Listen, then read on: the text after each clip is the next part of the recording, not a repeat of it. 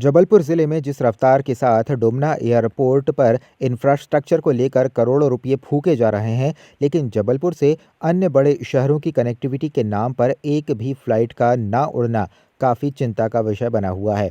अब तक सिर्फ जनता इस विषय को उठाती थी, लेकिन अब जबलपुर उच्च न्यायालय ने भी इस विषय को उठा लिया है। जबलपुर जिले में डुमना एयरपोर्ट के विशालकाय इंफ्रास्ट्रक्चर पर पलटवार करते हुए राज्यसभा सांसद विवेक कृष्ण तनखा ने कहा कि सिर्फ इंफ्रास्ट्रक्चर बड़ा कर लेने से वाहवाही लूटने का काम पूरा हो सकता है, लेकिन जनता के दिलों में आज भी फ्लाइट ना देने का दर्द नासूर बना बैठा है। इसका एकमात्र कारण ये है कि राजनीतिक तौर पर कमज़ोर नेतृत्व के चलते जो फ्लाइट जबलपुर ज़िले को मिलने वाली थी, वो आसपास की जगह पर डाइवर्ट हो गई।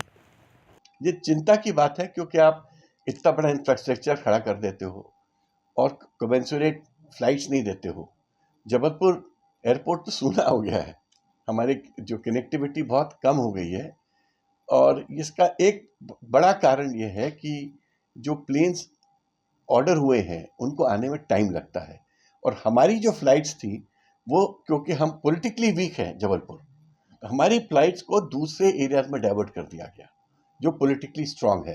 तो जबलपुर को अगर अपना हक पाना है तो पॉलिटिकली स्ट्रांग रहना पड़ेगा।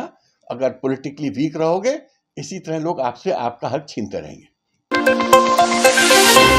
Madhya Pradesh high court bar association ने पराली जलाने वाले किसानों के खिलाफ सख्त रुख अपनाते हुए उनकी पैरवी न करने का सर्वसम्मति से निर्णय लिया है।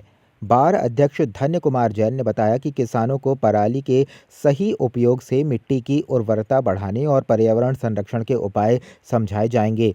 धान की कटाई के बाद किसान पराली जलाते हैं, जिससे प्रदूषण बढ़ता है और खेतों के जीव जंतुओं को नुकसान होता है। जिला प्रशासन की समझाइश के बावजूद समस्या बरकरार है। हाई कोर्ट बार ने पर्यावरण और जनहित को ध्यान में रखते हुए ये कदम उठाया है, जिससे किसानों को जागरूक किया जा सके।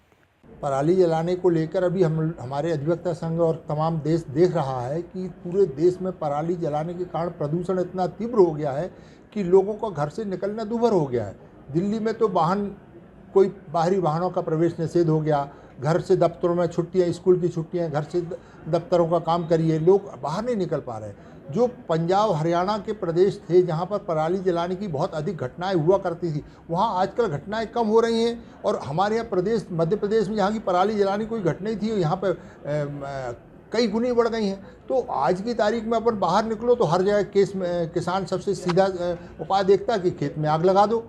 अरे भैया, तुम एक खेत में जरा सी अपनी सुविधा से बचने के लिए खेत में आग लगा देते हो, उसकी भूमि की पूरी बंजर, उसमें उपजाऊपन के जो जीव होते हैं वो ख़त्म हो जाते हैं, धरती बंजर हो जाती है। उसमें रासायनिक खाद डालते हो तो वो जीवों के लिए, हमारे आपके स्वास्थ्य के लिए घातक हो जाता है। और वो धरती माँ, जो किसान जिसको पूजा करते हैं, उस धरती को आग लगाते हैं। क्या कोई जीते जी अपनी माँ को, जिंदा माँ को कोई आग लगाता है क्या? ये बड़ी चिंता का विषय है। अरे जब हमारी वो भूमि उपजाऊ है, जब दे रही है, तो उसको आप जीवित, जो फसल योग्य धरती को आप आग लगा के उसको कैसा कर रहे हैं? समझ में नहीं आता। हमारे देश के किसान को इस धरती की पूजा करते थे, वो क्यों इस तरीके से ऐसा बर्ताव कर रहे हैं? तो आज की तारीख में सरकार जो इस तरीके से चिंतित है, तो हमारे अधिवक्ता संघ भी चिंतित है। हमारी भी जवाबदारी है कि हम अपनी समाज की और इसकी रक्षा करें। एक अपराधी मात्र एक हत्यारा, बलात्कार एक अपराध करता है, लेकिन एक जगह खेत में आग लगा के हजारों लोगों का जीवन प्रभावित कर रहे हैं। तो हमारे मध्य प्रदेश उच्च न्यायालय अधिवक्ता संघ ने ये निर्णय लिया है कि हम कम से कम इस पाप के भागीदार नहीं बनेंगे। और हम लोगों ने निर्णय लिया है कि साहब, अगर कोई पराली जला के अगर किसी के ऊपर अगर प्रकरण पंजीबद्ध होगा तो हम तो कम से कम उसकी पैरवी नहीं करेंगे। हम अपने देश के सभी किसानों से करबद्ध प्रार्थना करते हैं, कम से कम अपनी पूज्य भूमि की इस तरीके से दुर्दशा मत करें भैया। उसको पराली मत जलाएं, उसके और भी साधन सरकार दे रही है, उस तरीके से आप पराली का विसर्जन करें और भूमि को उपजाऊ बनाएं। जबलपुर रहीम शाह की तकिया कब्रिस्तान मदार टेकरी में स्थित चिल्ला शरीफ में बाबा मोहम्मद कलीम शाह गद्दी नशीन व मुतवल्ली की सरपरस्ती में जिंदा शाह कुतुब मदार मदारुल अलमीन रजी का उर्स मुबारक मनाया गया, जिसमें सुबह 9 बजे कुरान ख्वानी के बाद लंगर किया गया और जोहर की नमाज के बाद संदल चादर शरीफ बड़ी मदार टेकरी से हनुमान ताल घोड़ा नक्काश नालबंद मोहल्ला मंडी मदार टेकरी से गश्त करते हुए चिल्ला शरीफ में पहुंचकर संदल चादर पोशी गुल पोशी की गई और फातिहा व शिजरा सलातों सलाम के बाद तबर्रुक तकसीम किया गया।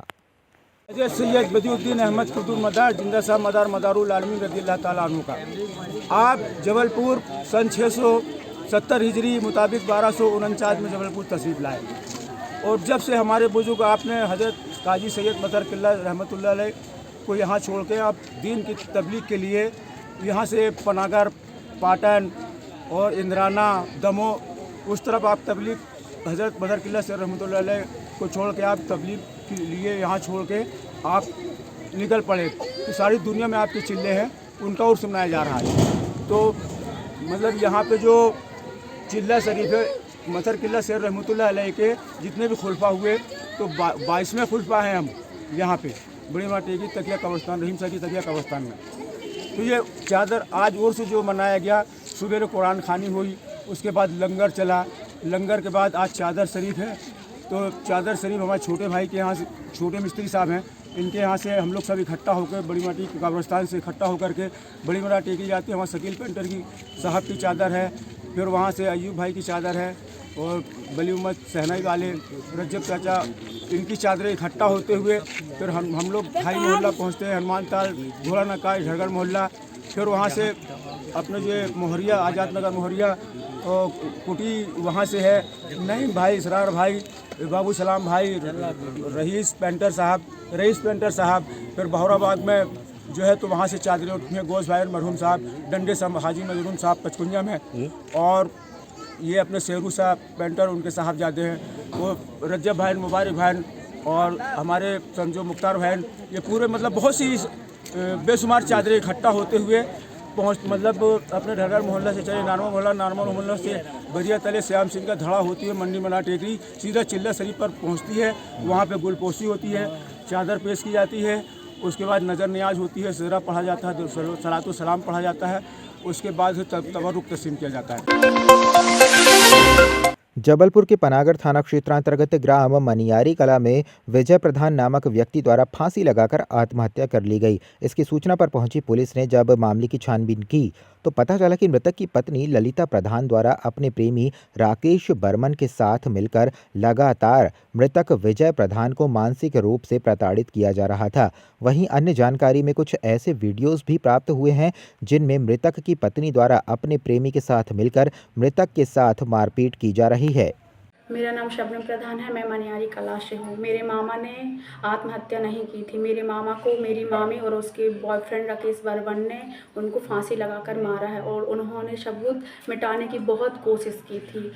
हमारा आप सभी से निवेदन है कि हम लोगों के साथ जो अत्याचार हुआ है इसके खिलाफ आवाज़ उठे और अपराधियों को कड़ी से कड़ी सज़ा मिले। थाना पनागर के ग्राम मनियारी कला में विजय प्रधान नाम के व्यक्ति ने फांसी लगा ली है। यह सूचना जब थाने पर आई थी तो मर्ग दर्ज कर इसमें इसकी जांच की जा रही थी। जांच के दौरान जब परिजनों के कथन लिए गए तो ये पाया गया कि मृतक की पत्नी ललिता प्रधान अपने प्रेमी राकेश वर्मन के साथ मिलकर उसको बहुत प्रताड़ित करती थी और उसको बहुत जलील करती थी। ऐसे कुछ वीडियो भी मिले थे जिसमें उसके साथ मारपीट भी उसने किया था। इन बयानों के आधार पर जांच में ये सिद्ध हुआ कि मृतक की पत्नी ललिता प्रधान और उसके प्रेमी राकेश वर्मन ने मृतक को आत्महत्या के लिए दुष्प्रेरण दिया, जिसके कारण उसने फांसी लगाई। दोनों के खिलाफ आत्महत्या के दुष्प्रेरण का अपराध दर्ज कर लिया गया है। दोनों को गिरफ्तार कर लिया गया है और मामले में आगे विवेचना की जा रही है। वजह ये सामने आई कि इसकी शादी 10 वर्ष पूर्व मृतक की ललिता प्रधान के साथ हुई थी। बाद में ललिता प्रधान राकेश वर्मन के साथ प्रेम करने लगी और इसे बात में जलील करने लगी। इसने कई ज़मीन वमीन भी बेच दिया था। इसकी भांजी ने बताया कि मृतक की पत्नी जो थी ललिता वर्मन वो ज़मीन बेच के मोटरसाइकिल खरीद के अपने प्रेमी राकेश वर्मन को भी दे दी थी। ऐसे बहुत सारी चीज़ें जांच के दौरान सामने आई और परत दर परत बातें खुलती गई और अंत में ये पाया गया कि इसी की प्रताड़ना से क्षुब्ध होकर विजय प्रधान ने अपना फांसी लगाकर अपनी जीवन लीला समाप्त की थी। इसलिए इन दोनों के खिलाफ आत्महत्या का दुष्प्रेरण का अपराध दर्ज करके इनको गिरफ्तार किया गया। चुनावी माहौल के दौरान जनता की सहानुभूति बटोरने के उद्देश्य से महाराष्ट्र में गौ माता को राज्य माता का दर्जा देने कवायद की जा रही है। इस विषय पर तंज कसते हुए राज्यसभा सांसद विवेक कृष्ण तनखा ने कहा कि गौ माता पहले से ही हर घरों में माता के नाम से पूजती आ रही है। कॉरपोरेशन एक्ट आने के बाद भले ही सामान्य तौर पर घरों में गाय को रखना थोड़ा मुश्किल हो गया है, लेकिन उसके बावजूद भी हम सब के हृदय में उनके प्रति मान सम्मान हमेशा बरकरार रहेगा। लेकिन वर्तमान की स्थिति ये है कि गौ माता सड़कों पर बदहाल स्थिति में है और आए दिन किसी न किसी सड़क पर उनका क्षत विक्षत शव देखा जाता है। यदि सरकार को गौ की सच्ची सेवा करनी है तो कमलनाथ के गौशाला प्रोजेक्ट पर विशेष ध्यान देना होगा। ये तो वैसी राष्ट्र माता है भैया। देखिए, गौ माता की जहाँ तक सवाल है, हम तो बचपन से गौ पूजन देखते आए हैं घर में। हमारे घर में भी पीछे गौ पाली जाती थी, जब तक कॉर्पोरेशन का रूल नहीं आ गया कि आप शहरों में गौ को नहीं रख सकते हो। पहले तो हम लोग सबके घरों में गौ माता का एक अच्छा सा जगह थी, रहते थे, खान पान होता था उन लोगों का। वहीं पर हम लोग के घरों में दूध पैदा होता, दूध की उपज होती थी, सब कुछ घर पे होता था। बट समय रहते हुए क्योंकि कॉर्पोरेशन के रूल्स बदले, ये सब चीज़ें बदल गई। अब मुझे दुख होता है जब मैं इन गौ माताओं को सड़क पे देखता हूँ, हाईवेज पे, और इतने सारे एक्सीडेंट्स हो रहे हैं और बेचारी वहाँ पर उनकी कैरकेसेस सड़कों पे पड़ी रहती हैं कुचली हुई। मुझे लगता है कि हम कहीं तो गौ माता की बात करते हैं, और जिस तरह से हमको गौ माता की सेवा करनी चाहिए, गौशाला में उनको रखना चाहिए, उनके खान पान की देखभाल करनी चाहिए, हम नहीं करते हैं। हम खाली बातों में विश्वास करते हैं, हम खाली नारों में विश्वास करते हैं, हम खाली लोगों की उत्तेजना बढ़ाने में विश्वास करते हैं, सेवा में विश्वास नहीं करते।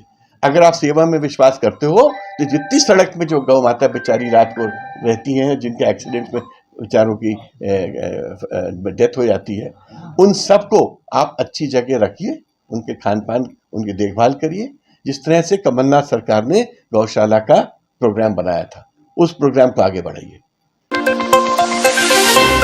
जबलपुर के कटंगी थाना क्षेत्र में नाबालिग लड़की को जबरन शादी और आत्महत्या का मामला सामने आया है। 17 वर्षीय किशोरी की उसके माता पिता ने जबरन शादी करवाई, जबकि वो पढ़ाई जारी रखना चाहती थी। शादी के कुछ दिनों बाद ससुराल में दहेज के लिए उसे परेशान किया जाने लगा, जिससे तंग आकर उसने आत्महत्या कर ली। पुलिस ने मामले की जांच करते हुए किशोरी के पति, सास ससुर के खिलाफ दहेज प्रताड़ना और आत्महत्या के लिए उकसाने का केस दर्ज कर उन्हें गिरफ्तार किया। साथ ही लड़की के माता पिता पर भी पॉक्सो एक्ट के तहत मामला दर्ज किया गया और उन्हें गिरफ्तार किया गया। दिनांक 23/7/24 को एक महिला द्वारा फांसी लगाई गई थी, जिसके मर्ग की जांच की गई, जिसमें पता चला कि महिला है वो नाबालिग है, और जिसकी जांच में पाया गया कि जो लड़की के माता पिता हैं उन्हें इस संबंध में जानकारी थी, और इसके बावजूद उनके द्वारा किसी भी पुलिस अथॉरिटी को कोई जानकारी नहीं दी गई, जो कि पॉक्सो एक्ट के तहत अपराध माना जाता है। इसीलिए पुलिस द्वारा धारा 19-21 पॉक्सो एक्ट के तहत माता पिता पर एफआईआर दर्ज की गई है। लड़की के माता पिता ढीलाल चौधरी और मां गीताबाई पर एफआईआर दर्ज की गई है। ससुराल पक्ष पर मर्ग के तहत जो कायमी की गई थी, उसमें ससुराल पक्ष पे कार्रवाई हो चुकी है। चूँकि जांच उपरांत ये भी ज्ञात हुआ कि माता पिता को संबंधित अपराध के बारे में पता था, फिर भी उन्होंने तथ्य छुपाए, जिसके कारण पॉक्सो एक्ट के तहत उन पर कार्रवाई की जा रही है।